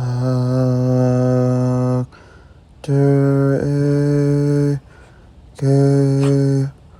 Mist. You will be given already to read your story, and I'm ready to see just what you have to say. Thank you for letting us read your story, and I can't wait to read it, and I can't wait to see what you have to come up with. Thank you, Dr. A.K. Mist. People at work call me the ninja nurse. I didn't hate the nickname at first. There's something almost dignified about it. Ninjas are disciplined and precise. They're quick and they move without being seen. If you're going to be called something behind your back, you really could do worse. But I know why they call me that. And it isn't a compliment. Not really. I wear a scarf that covers the perimeter of my head and neck completely.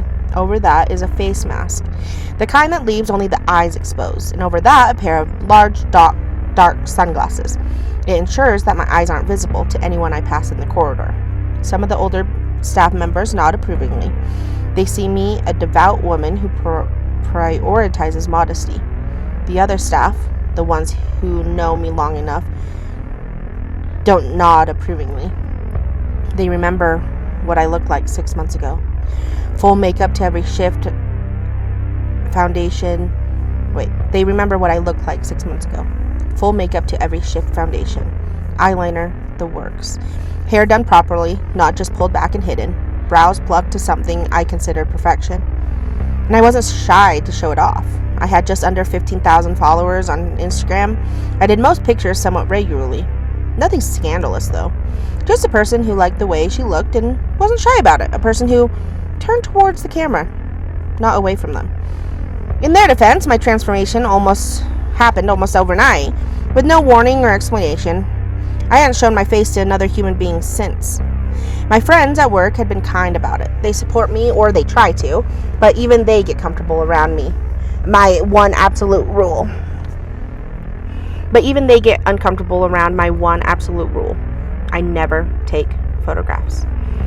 Not group shots in the break room, not candid snaps, not the kind of harmless phone photo you take without really thinking. I see the camera come out and I find myself already moving, already raising a hand to cover what is already covered. They find it strange. I don't blame them. I am writing this because I need someone to understand. I can't say it out loud, not to them, not for their sake or mine. The least I could do is tell the truth somewhere, even if that somewhere is the internet. I've been a night shift ER night at A&A Nightingale Hospital for 7 years. A&A stands for Aldermore and Associates. Oh, that sounds like the other stories. A multinational corporate consultancy firm. Oh my gosh. These big words are really hard for me. They fund the hospital as part of their corporate social responsibility. Now, the Nightingale part refers to Florence Nightingale, the legendary nurse herself. The administration invokes her image constantly. It is plastered on the walls, referenced in orientation, and woven into every conversation. It is written in guidelines regarding workload and duty and whatever it means to serve. I used to find it inspiring. I understand now that it was management technique. You don't complain about extra duties when the ghost of Florence Nightingale is watching you from a framed poster by the door. The hospital charges its patients nothing, not a single penny, regardless of treatment required. It sustains itself entirely on Alder Moore's funding and external donations. As expected, it attracts the poorest and most desperate people in the city. People who have nowhere else to go and nothing to offer, apart from their suffering and their gratitude. It is genuinely a good place to work. The pay is better than any other hospital in the city. The sense of purpose is real. I believed it for a long time. The night shift has the lowest admissions and the highest deaths. Well, that's not good.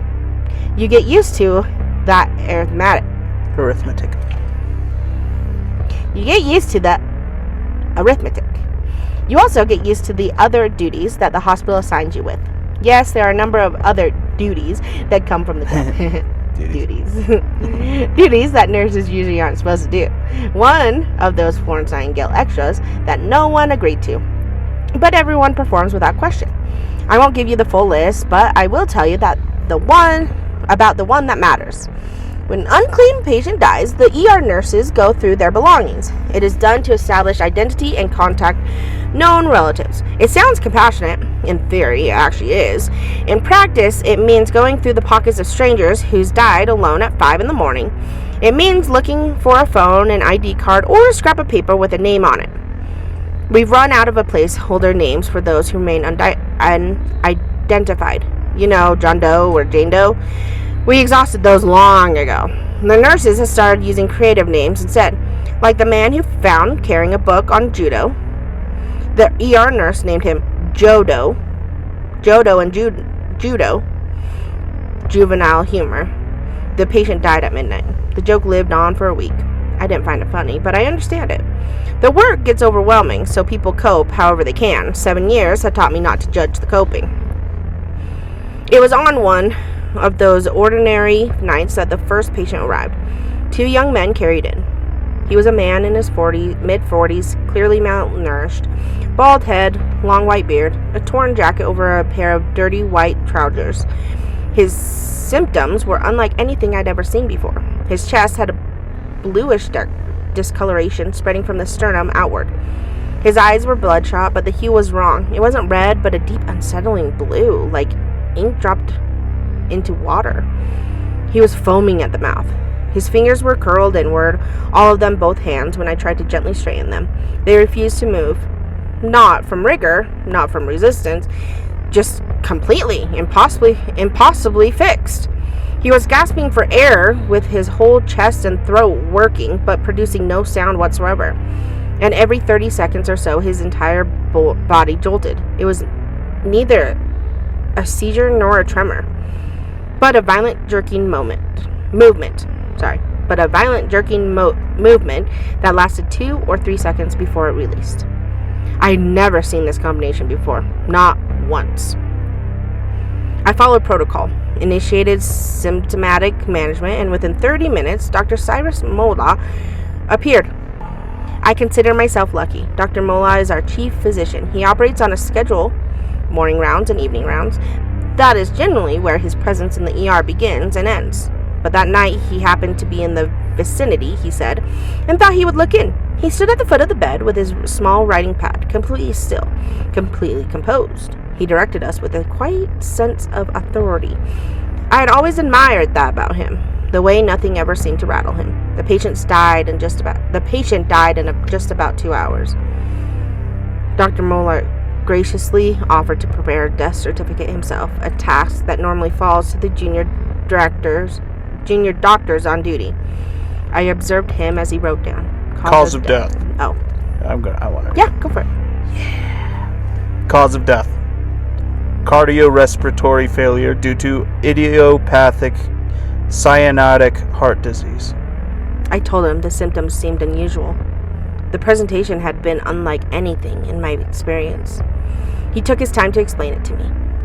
Is this dialogue? No, but I was going to let you read the... Sick. Cyanosis is the lack of oxygen in the blood, which accounts for the blue discoloration. The associated symptoms are the body's response to prolonged oxygen deprivation. And poor nutrition combined with years of inadequate hygiene can produce presentations that look dramatic on the surface. The findings may look peculiar, he said. but they make complete sense. That is, once you know what you're looking at. Do you want to do the thoughts too? He was so knowledgeable. Okay. I thought. So composed. I thanked him and went back to work. The two men who had brought the patient knew nothing about him. They had simply found him collapsed and done the decent thing. No ID in his belongings, no phone. I was about to close the jacket when I noticed something in the inside pocket. A crumpled Polaroid. I unfolded it. It was a photograph of me. I was in my bathroom brushing my hair. Nice. The photograph, oh my god. The photograph. I was in my bathroom brushing my hair. The photograph had been taken through the window. I could see the edge of the frame, the angle of the glass. I was completely unaware of the camera. I was just standing there in my bathroom at what looked like early morning, brushing my hair. I turned it over, scrawled on the back in handwriting that looked hurried and slightly uneven. Looks different than real. How come? Need answers. My hands were shaking before I realized they were shaking. I looked up at the corridor, patients, colleagues, the gurney being wheeled toward the morgue. All of it completely normal. All of it completely indifferent to the fact I was standing there holding a photograph of myself, taken through a window I had never once thought about covering. I pocketed. I told no one. I finished my shift. I went home and sat on my bed with every light in the apartment blazing. I read those two lines over and over until my eyes burned. Not a threat, not even an acknowledgement that I existed as a person. One with feelings and a life, a right to privacy. Just a question, like I was a problem to be solved. That was the worst part. I know what you're thinking. Why didn't I go to the police? I live in a country where policing is, to put it kindly, a joke. A joke with a long history of punching down, of harassing the very people to come forward, of making the process of reporting a crime feel more shady than committing a crime itself. And even on my best day, what evidence do I have? A crumpled Polaroid found in a dead man's pocket, a note on the back, no suspect, no name, no face. I know what you're thinking. Install cameras, set up a security system, move apartments. I want you to understand my reality before you finish that thought. I am well paid for my position, better than any other nurse in the city, and I am not ungrateful for that. But I have a brother in college, I have a mother undergoing cancer treatment, I have a father who is a quadriplegic and requires a full-time paid caregiver. All three of them are entirely dependent on me. Every penny of what I earn above basic survival goes towards keeping those three alive and functional. So I couldn't afford a security system, and I couldn't afford to move. The best I could do was check every lock, every window, latch, every corner of every cabinet over and over, and try to catch a few hours of rest at the hospital because paranoia had made sleeping at home something close to impossible. 2 nights later, there's another patient. It was a woman appearing around 50. Clearly homeless, a restaurant waiter had found her collapsed on the pavement on his way home, same symptoms, identical in every detail. The blue chest, the blue eyes, the foam, the locked fingers, the silent gasping, the jolting. Dr. Mula appeared. He'd been in the building for another patient, he mentioned, and thought he could look in on this one too. I watched him more carefully this time. I saw him click off the stopwatch on his smartwatch and the monitors flatlined. The patient had been with us for 1 hour and 53 minutes. Same cause of death on the certificate. Same wording. He offered to prepare it himself again. I went through the woman's belongings. Tucked into the folds of her clothes was a crumpled Polaroid. This one was taken inside my apartment. I was in my kitchen, facing away from the camera, on the back in the same bad handwriting. The nose is the first one to catch attention. The nose looks smart. That nose knows stuff. Nose. I found the waiter who had brought her in. He was a young kid, clearly shaken, clearly there because he thought it was the right thing to do. I looked at him carefully for a long moment. He knew nothing. You could tell just by looking at him. This guy's hilarious. I said nothing to anyone. He is. I like this. I like the guy. I like this talk. He's making some funny jokes. The pattern repeated every 2 to 3 days. Same symptoms, same 2 hours window, same desk, same certificate. Dr. Mullah had stopped making excuses for his timing. I overheard him telling a junior doctor about a recent surge in cyanotic heart disease cases in the city, something he intended to research properly. He suggested that the ER nurses could serve as data collectors, possibly even co-investigators in the study. He glanced at me as he said it, his gaze used to give me confidence. Now it just made my skin crawl in a way I couldn't articulate. I tried to delegate the identity checking to another nurse, but it wasn't possible. It was a senior nurse on the block. Everyone else was already past capacity. It came back to me every time. The third Polaroid showed me checking my front door. It was taken from outside, through the gap under the door, or through the letterbox. I still don't know which. I was checking the lock for what must have been the fifth time that afternoon. And the back, it said, "Have you seen how a man dies for the sake of your pretty eyes? Yes, you do. Yes, you do. Yes, you do." The fourth one was taken from across the street while I was waiting for the hospital bus in the early morning. I was standing on the pavement in daylight, surrounded by people. My stalker was across the street holding a camera, and I had no idea.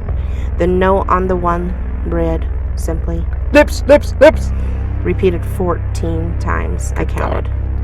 By the time the 5th patient died, I had been living in the hospital for 2 days, sleeping in the nurse's room, eating in the cafeteria, never leaving the building. My colleagues didn't ask. They were too buried in their own work to question it. I think they assumed I was pulling extra shifts for the money. I let them think that. The 5th Polaroid was taken in the ER. I was dozing in my chair between patients, head tipped back slightly, completely unaware. The back of this one said, "That face! Want to keep seeing that face? We'll do anything for it. Anything, anything, anything." I'd been standing a few feet. He had been standing a few feet away from me while I slept in the building I had retreated to, because I thought it was safe. He had stood there in the middle of the working hospital, photographed me sleeping, and walked out without anyone noticing a thing. And that was the one that broke me. I caught Dr. Mullah as he was leaving the ER that night. I started to explain. He didn't let me finish. Such matters were outside his jurisdiction, he said. He commanded. What? He recommended. Such matters were outside his jurisdiction, he said. He commanded.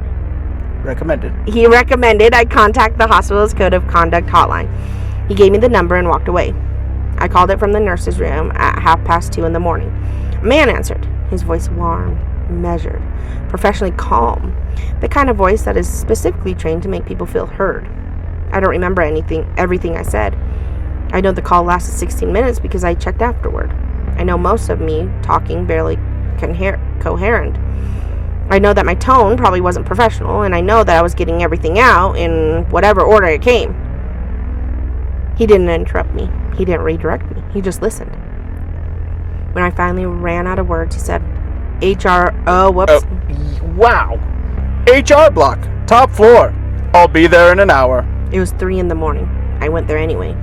The HR block was empty. Dark corridors, locked offices, the particular silence of a building that didn't mean to be occupied at this hour, except for one light at the far end of the corridor. A voice I recognized from the phone telling me to come in.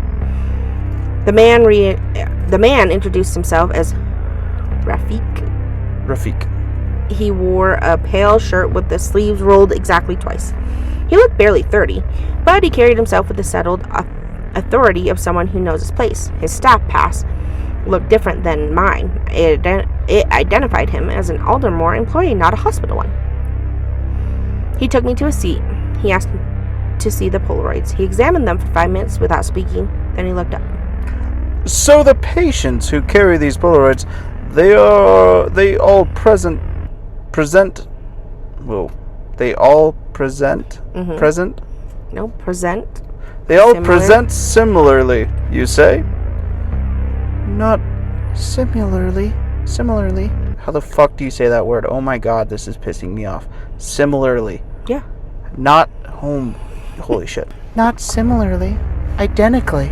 Symptoms unlike anything I've seen in 7 years. The bluish chest, the blue eyes, and the fingers. "Fingers curled inward, foaming at the mouth. gasping without sound? Full body convulsions at irregular intervals? I stopped. Yes, exactly, but how did you... You didn't finish your thought, young lady. There was something else you wanted to tell me. Something else about these patients? I steadied myself. Well, the gender varies. We've had 3 men and 2 women so far, but all of them appear to be aged between 40 and 50. All of them coming from the slum, the one in the northern part of the city. The room felt very still. Yeah, I said. but I never told you. Rafik stood up. You've had a long night. Get some sleep. Your problem will be taken care of. You have my word. He smiled. It was a warm, genuine smile. Then he walked out of the cabin at a pace that suggested he had somewhere more important to go. I sat there for a long time before he left. Something kept bothering me. Not that he knew the symptoms before I described them, not that he knew the demographics before I mentioned them, but the fact that he knew where the patients were coming from. I never gave him that. I just couldn't do it, even if I wanted to, because I never had that information.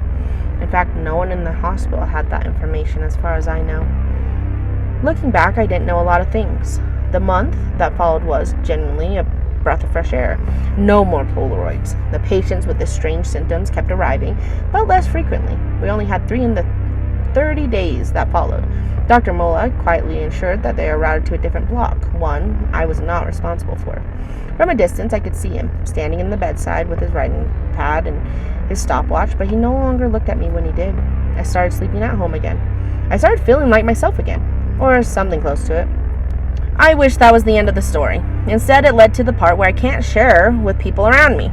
It was the hot season of Eid. The hospital had given most of the staff an extended holiday, retaining only a skeleton crew for essential services. My roster fell on the second night. It was just me and a duty doctor, duty, who had been yawning since the moment he arrived. My block was, for the first time in a long time, genuinely quiet. Oh, if you guys have worked in a hospital, you know you don't say the Q word. That's fucking freaky, though. Don't hospitals, say it. You hospitals do not say scare it. me.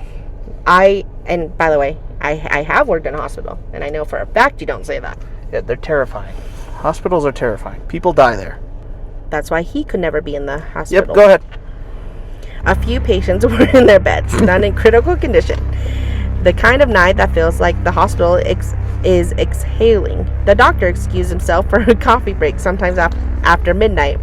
You okay over there? Yep, I dropped my phone. He soon disappeared through the double doors. I was considering a coffee break myself. The quiet was making me drowsy. That's when the ER door slammed open. Something barely resembling a human stepped inside. It was a man, or at least it used to be one. He was bare from the waist up. His jeans were covered in dry blood, brown and stiff, not fresh. He was drooling from the corner of his mouth. His chest was drawing sharply with every breath, the effort of it visibly across the whole ribcage. He was making a sound in his throat. Not a groan, not a word, but something more animal than either. His eyes were bloodshot, but the color wasn't red. It was green, a deep, flat, impossible green. His chest had a large, irregular patch of the same color, spreading from the sternum. Beneath the skin, I could see the outlines of vessels, dark green, and prominent, tracing a path toward a pulsating area of the skin of his chest. I could see the outline of his heart through the surface of his skin. It was still beating, and everything surrounding it was the wrong color. His fingers curled and uncurled randomly with every step. His limbs were twitching like a signal firing without a target. He staggers towards me. Every step looked like the last one he could manage, looking like he was about to fall, but he never fell. And through all of it, through the drool and the growling and the green, he was trying to smile at me. Real and real.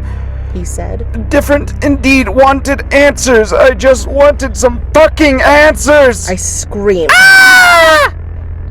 I don't remember deciding to, but it just came out, sharp and involuntary. I was already on my feet, already stepping backward. He stopped.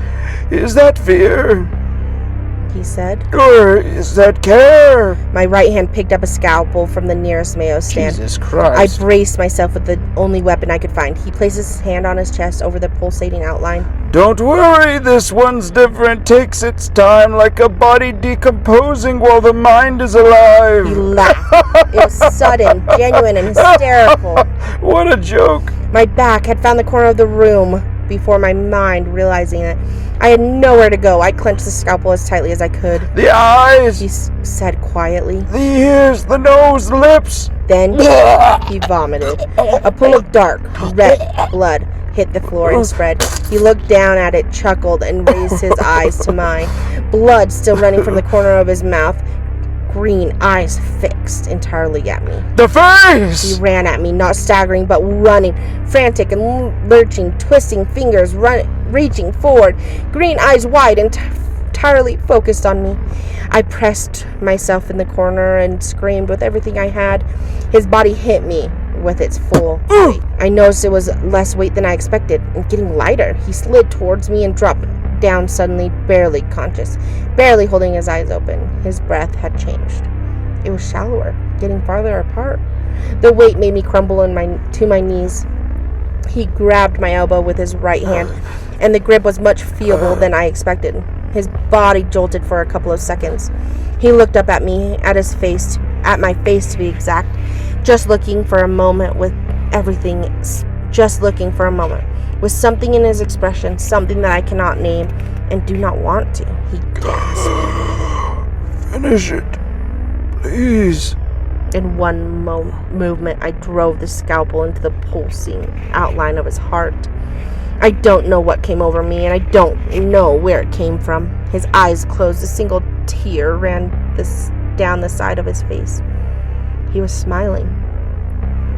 I only remember fragments of what came after. Staff flooded the block, voices that I recognized. Dr. Mola arrived within minutes, as though he'd been waiting nearby, someone putting a hand on my shoulder, the floor tilting slightly, and then I saw my visions begin to narrow and darken at the edges. I saw Rafiq standing at the far end of the ER. Then there was nothing. The official account read something like, a potentially schizophrenic patient also suffering from cyanotic heart disease arrived at the ER in a state of acute delirium. He attacked the duty nurse without provocation. The nurse defended herself. The patient died despite the hospital's best efforts. An internal police investigation confirmed it. The security guard had been asleep on the job and was terminated. The duty doctor had stepped out from a coffee break and was therefore not present. The ER security cameras experienced a technical malfunction beginning approximately 4 minutes before the patient's arrival. It was an open and shut case, which was closed in a week. I read through the clinical notes. There were no mention of green discoloration anywhere in the documentation. Description of the deceased read like a textbook. Presentation of cyanotic heart disease.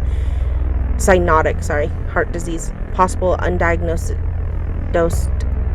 psychiatric condition held or typed in bold. They also said that there was a small amount of blood was vomited following the stab wound. The cause of death, signed by Dr. Cyrus Mola, was precisely what you would expect it to be. Certain Mr. Rafiq had signed the document as an unbiased witness to the events. There are patients in other blocks of the ER that night, the ones resting in beds in their beds, and the ones who had been awake, the ones who had seen the green and had rushed me after the attack, but I couldn't find a single one of them. Never again. They were poor people. They were poor people, possibly homeless, unregistered and untraceable, gone with the wind, as people from that part of the city tend to be. There were 2 nurses who had been staffing the adjacent blocks that night. I was told that they had resigned within the week, citing unsafe work conditions.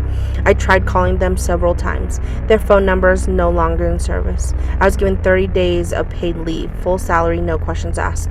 Not once in those 30 days did anyone contact me to take his statement. The hospital took care of it, I was told. That is why I cover my face. that is why I don't take photographs. I have theories about it all, about what really happened in that hospital, about what patients were dying from, about what Aldermore is actually using that building for, about what Rafiq's role in all of it truly is. I would like to discuss those theories with someone. I really do. Been carrying them alone for 6 months, and trust me, they're getting heavy. But I really have to go now. My shift starts soon, and the workload hadn't gotten better. If anything, it had been increasingly steady over the past few weeks, ever since the epidemic of cyanotic heart disease had returned to the city. But this time, the patients no longer presented with blue discoloration. They are presenting with pitch black, and they are no longer taking 2 hours to die. The current average is 22 and a half minutes. I know that exact figure thanks to Dr. Mullah. He still times every single one of them right in front of me. He stopped hiding it a long time ago. And that, my friends, has been I Keep Finding Polaroids of Myself on Dead Patients by Dr. A.K. Mist. What do you think? I really want to read the rest of those. I will say that was fun. That was such a fun concept. It felt like the hospital setting was fun. I have no notes as far as the story goes. The only notes I have are for the grammar and the punctuation for the dialogue and stuff. Yeah. That kind of made it a little hard to read, which it was a fun concept. Yeah. I really enjoyed it. It's just even the way that they found everything flowed, everything worked together, and I think that's super nice. It just felt like a nice little wrapped up present. Yeah. So I really enjoyed it. I really cannot wait to read the series, if it is a series or what, like the stories with them, because I think you could easily play out some really fun side stories on this. Yeah. I think it would be really cool, like other people's point of views, or even more like entries type of thing for Dr. Mullah. No, not Dr. Mullah. Oh, Dr. A.K. Mist. Yeah. I think one thing that I had a hard time with was in the beginning. It made me really nervous when it was like people at work called me the ninja nurse. Yeah. I was like, oh god, this is going somewhere super cheesy. And then no, it did the complete opposite. It was an actual nickname, which kind of made it better, because then it was like, okay, I'm gonna not go in with like a good, with my hopes high, just for it to change because of how good it went. It felt really rewarding. Yeah. Really rewarding to read.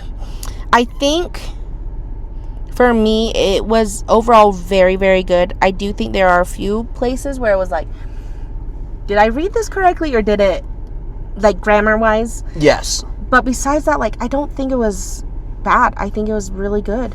Yeah, I agree. I really enjoyed this one. This one was fun. So what would you put it on the scale? I'd say a high 4. I agree. Mainly because I think it just needs a little bit more cleanup in the sense of grammar. But besides that, like, I want to read the other stories they got. Oh, yeah. You know what I mean? This definitely planted that seed where it definitely feels like the pilot episode of an anthology series. And I'm really excited. That's the best way to put it. I'm really excited. It does sound like a pilot.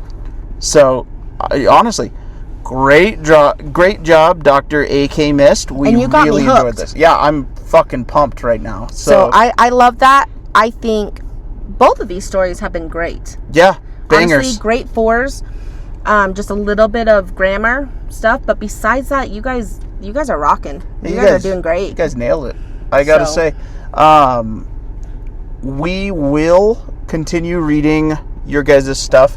We're trying to figure out how we want to like time it, because we don't want to drown you guys with one author and then like, oh well, they're just not going to read any other people. So we're trying to get it to a point where we can have both ways. Yeah, have the best of both worlds. Yeah. And so again, with the announcement of us changing how we're doing even interview things, pods, we'll let you guys know. I hope you guys enjoy it though. Thank you so much for the support. Did I tell you that we hit over 1,000 views in under 3 weeks? Yeah. That is like the coolest thing for us. So thank you guys so much.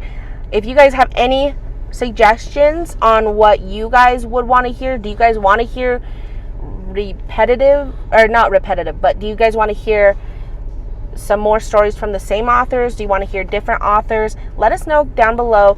Do you guys like the idea of doing bonus episodes? Yeah, let us know, because we are wanting to, again, we use this platform for us to share authors and to share stories. So we would love to know. Is there any other thing you would like to add? And for the love of God, please check out our merch store.